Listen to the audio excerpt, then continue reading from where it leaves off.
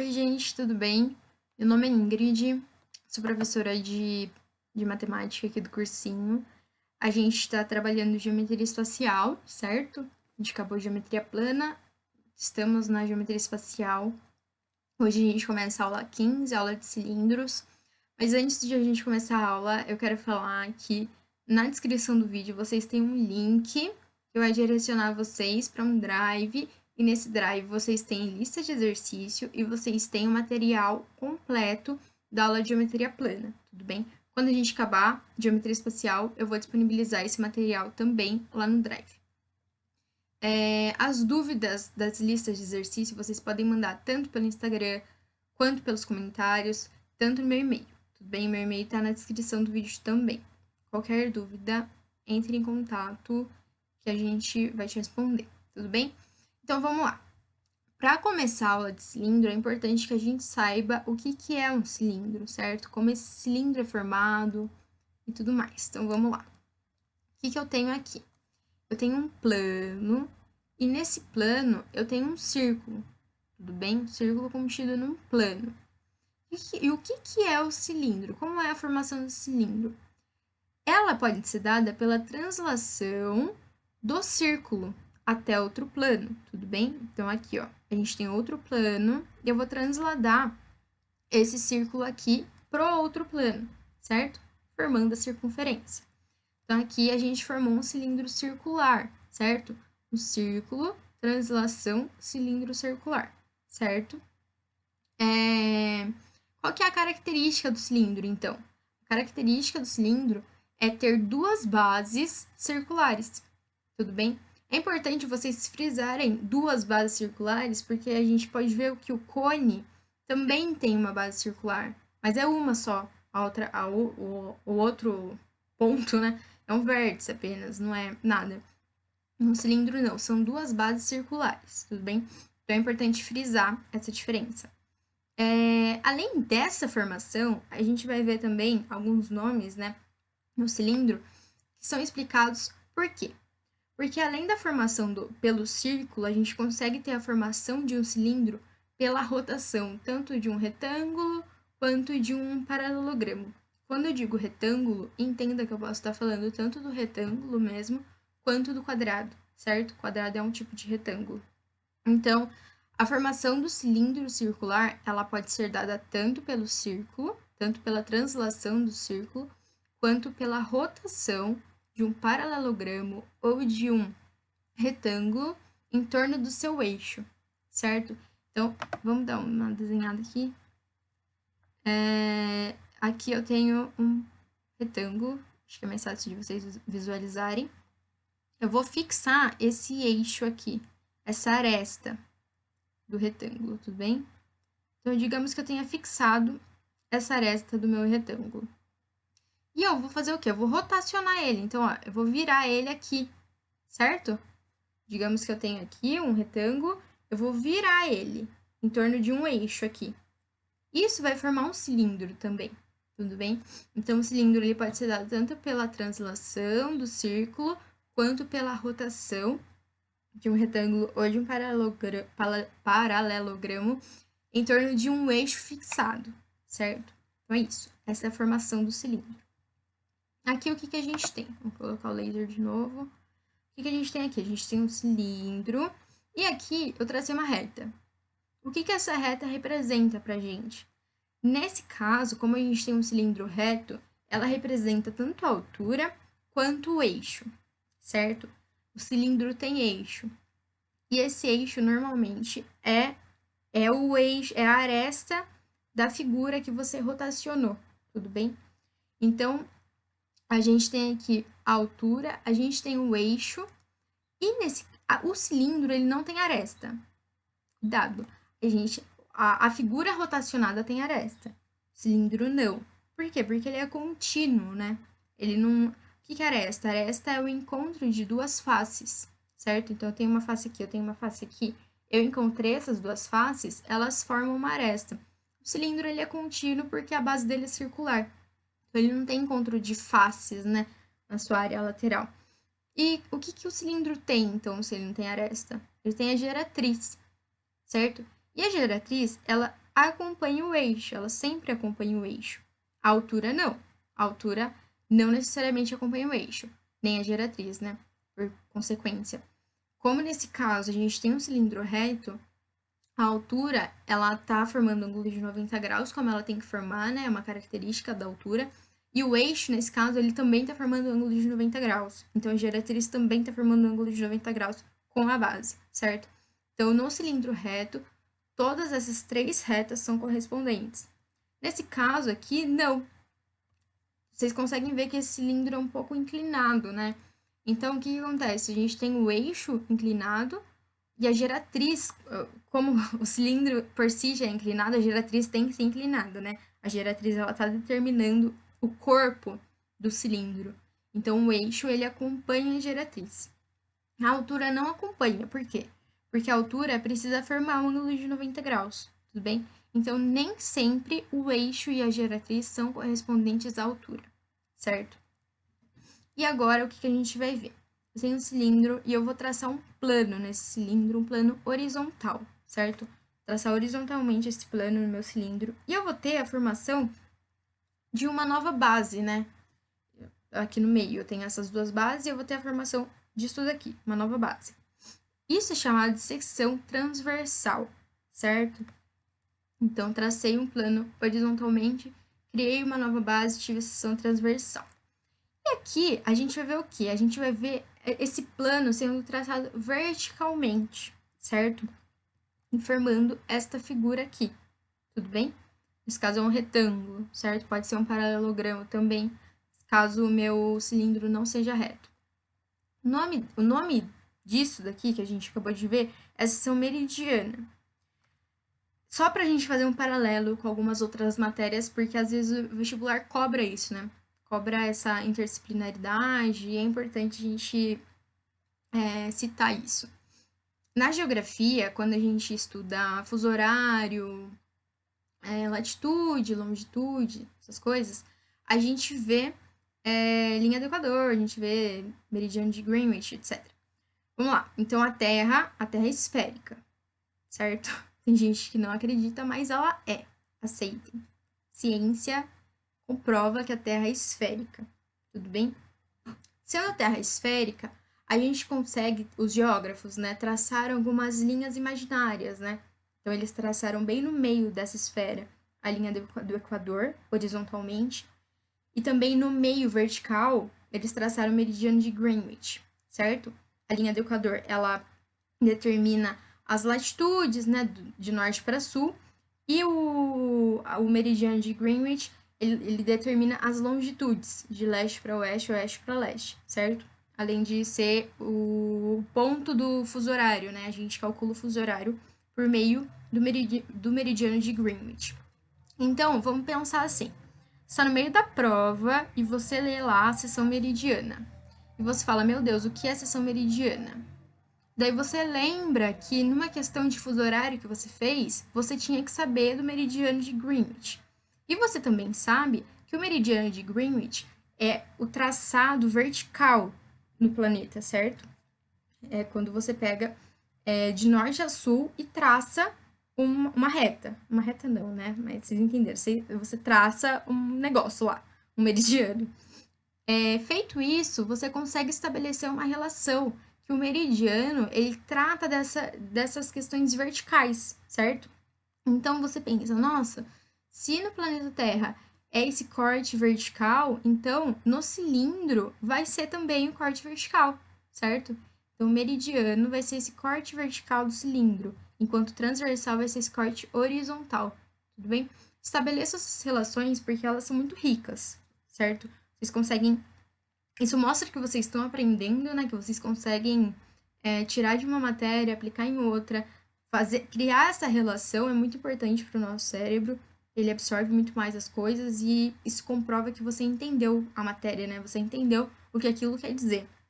Você não está só decorando. Então é muito importante que vocês estabeleçam essas relações e abusem dessas relações. Elas podem salvar a vida de vocês no vestibular, caso você não lembre de alguma coisa, porque é impossível lembrar de tudo. Tudo bem? Então é isso.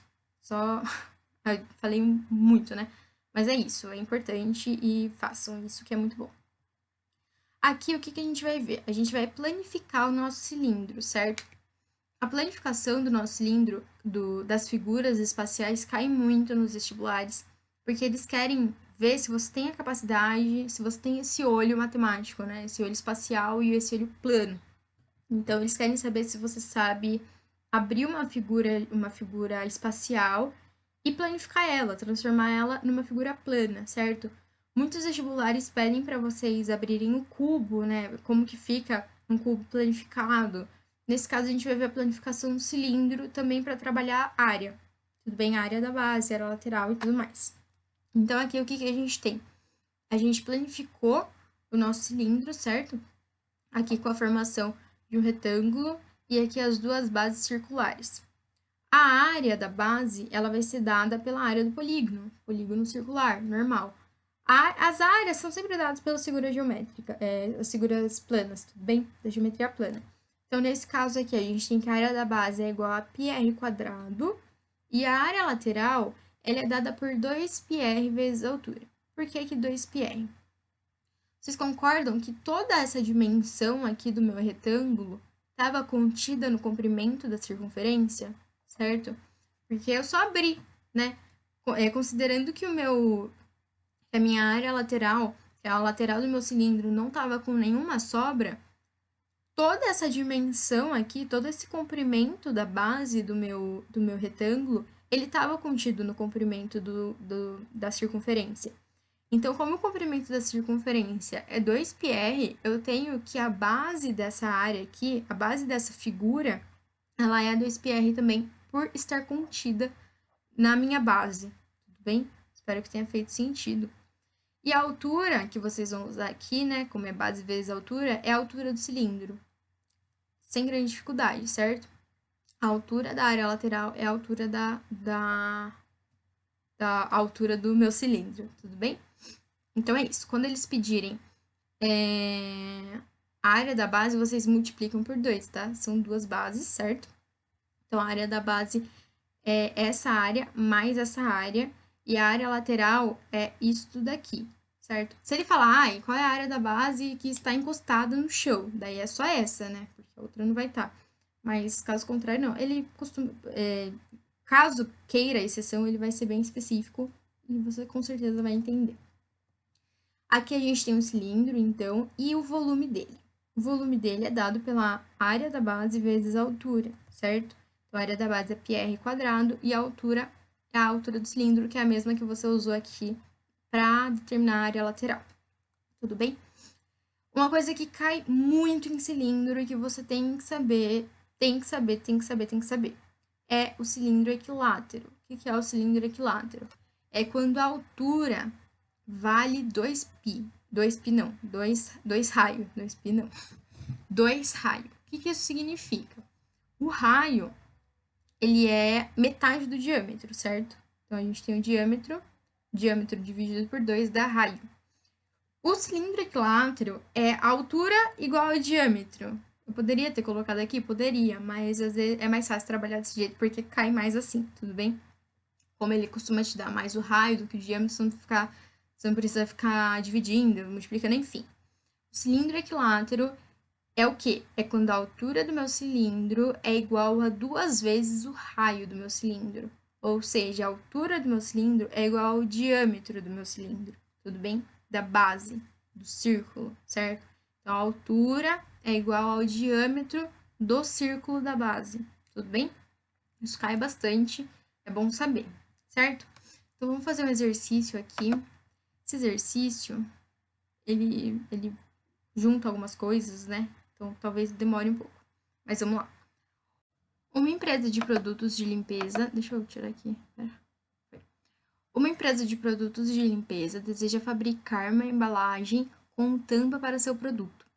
Foram apresentados 2 tipos de embalagens com volumes iguais. A primeira é o cilindro de raio da base igual a 2 centímetros e a altura igual a 10 centímetros. E a segunda é um paralelepípedo de dimensões iguais a 4, 5 e 6 centímetros. O metro quadrado do material utilizado na fabricação das embalagens custa R$ 25.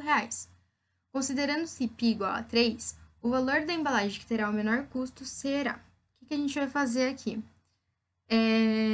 A gente praticamente não vai usar volume, certo? A gente vai usar o conceito de área, porque ele pede 1 metro quadrado, tudo bem? Então, ele pede, na verdade, ele pede o valor da embalagem terá o menor custo. Só que o custo está baseado no metro quadrado, então a gente não precisa do volume. Vamos calcular primeiro a área do cilindro. Então, vamos lá. A área total do cilindro, ela é dada por área lateral mais 2 vezes a área da base, certo? Ele fala que tem tampa, então considera as duas bases, tá? E a área do paralelepípedo, ela vai ser, isso aqui é a área total do cilindro, vou colocar um C aqui. A área do paralelepípedo, ela vai ser a área total do paralelepípedo é igual a... Vamos pensar aqui. Vamos desenhar aqui, na verdade, para enxergar melhor. Aqui, paralelepípedo, certo? Aqui. Aqui. Opa! Vai ficar assim, tá? Porque senão vai apagar tudo. Aqui. Então, o que é a área total do paralelepípedo?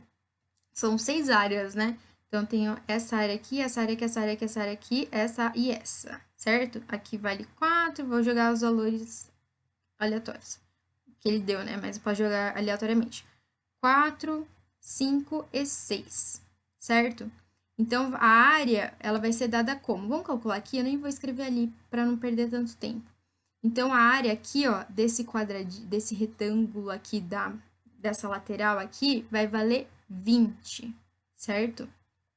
Então, vai ser 20, porque é 4 vezes 5. 20 mais 20, porque soma ali com a do lado oposto, certo? Aqui, essa área aqui vai ser 6 vezes 4, porque aqui também vale 6, certo? 6 vezes 4 dá 24, então vai ser 24 mais 24, certo? Essa área com essa área. E aqui, eu preciso agora calcular essa área aqui da frente e essa do fundo, que vai ser 30. 6 vezes 3, 30. Então, 30 vezes 30. Mais 30, na verdade. Mais 30. Certo? 6 áreas. Aqui vai dar 8, soma tudo, né? Deixa eu colocar um sinalzinho aqui. Opa, soma tudo. 4 mais 4, 8. 3 mais 3, 6. Mais 2, 8. Mais 2, 10. Mais 2, 12.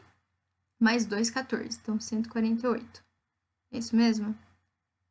3, 6, 10, 14. Tá certo. 148 aqui tá em centímetro, né? Cagada. Centímetros quadrados. Então, vamos deixar em centímetro, depois passo para metro.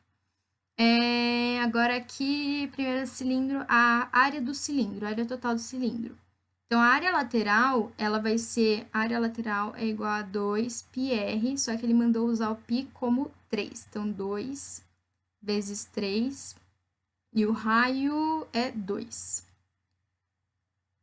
2πr vezes a altura, que é 10. Certo? A área lateral é 2πr vezes a altura. Isso daqui vai dar 2 vezes 3 dá 6.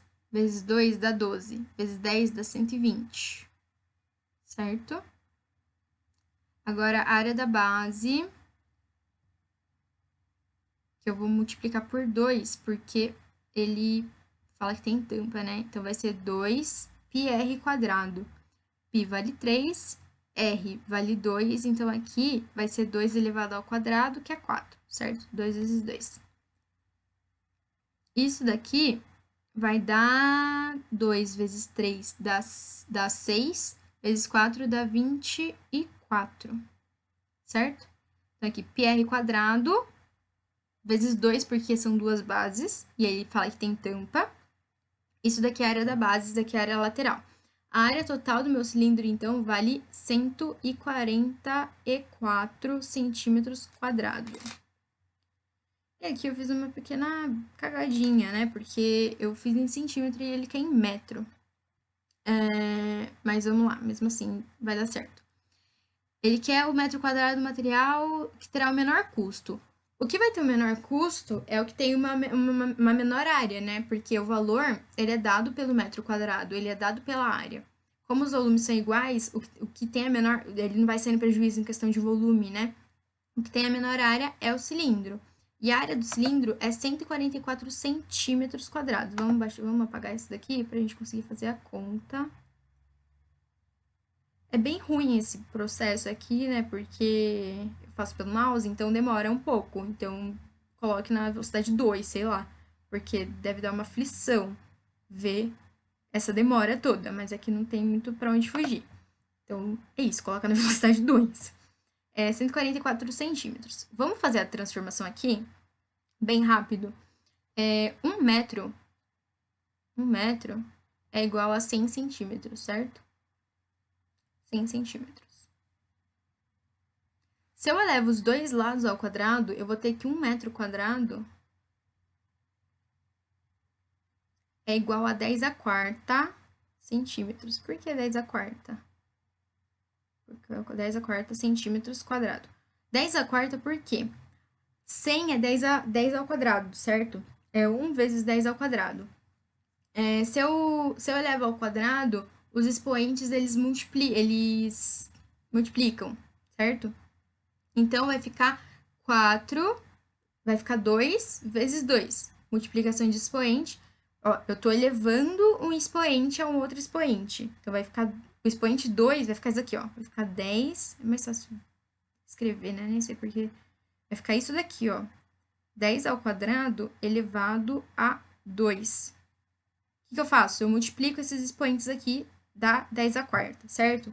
Então, 1 metro quadrado é igual a 10 a quarta centímetros quadrado. Eu tenho 144 centímetros quadrado, centímetros quadrado para x. Faz aqui uma regra de 3. Isso daqui, ó, o 10 a quarta vem para cá, divide lá, 144 centímetros quadrado, 10 a menos 4, certo? Por quê? Acho que eu tô cortando muitas etapas aqui, talvez algumas pessoas não entendam. Aqui é metro. Metro quadrado. O que eu fiz? Eu passei esse 10 para cá, multiplicando, certo? Regra de 3. Então, aqui, ó, faço um x aqui, regra de 3. Esse 10 vem aqui acompanhado do x, só que depois... E esse daqui vai ficar 1 mesmo, né? Vai ficar 144 centímetros quadrados. 144, na verdade. Como eu joguei esse 10 para cá, eu posso passar ele dividindo. Então, ficaria 144 dividido por 10 a quarta. Só que ele está no meu denominador. Eu posso subir ele para o numerador colocando um menos aqui, tudo bem? Se fosse 10 a menos 4, né, elevado a menos 4, no denominador, eu poderia subir ele transformando em 10 a quarta, tudo bem? É só mudar o sinal. Você pode fazer essa brincadeira de denominador e numerador só pela mudança de sinal do expoente, tudo bem? Então, a gente tem que a área total do meu cilindro vale 144, 10 a menos 4 metros quadrados, certo? Deixa eu apagar aqui. Gente, joga na velocidade 2 porque tá me dando aflição a demora. Um metro quadrado custa R$25, certo? Que ele deu aqui. 144, 10 a menos 4 vai dar x, certo? Que é o valor que a gente quer. Então, x é igual a 144,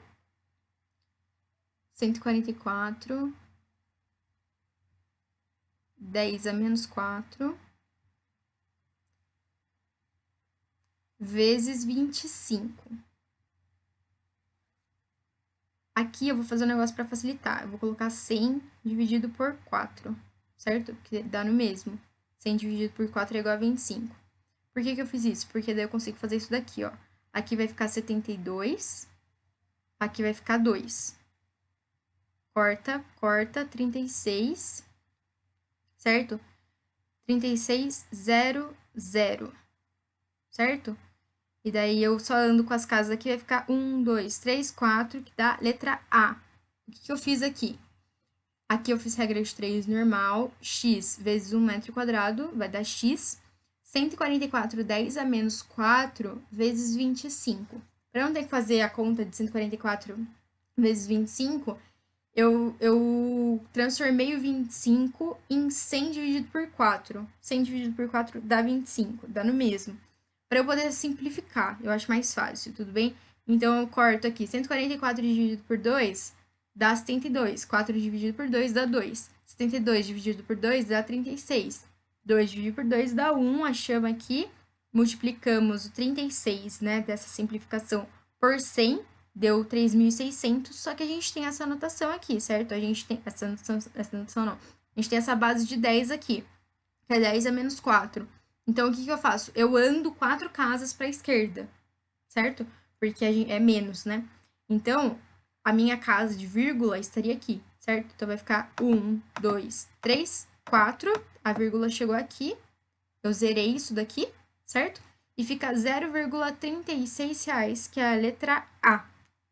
Beleza? Essa resolução foi um pouco longa, demorada, porque eu faço no mouse, então meio difícil escrever rápido, mas assisti na velocidade 2 que dá bom, tá bom? É isso, gente. Espero que vocês tenham entendido, espero que vocês tenham gostado da aula. Qualquer dúvida é só mandar nos comentários. E é isso. Aproveitem todas as aulas que vocês têm aqui nesse canal.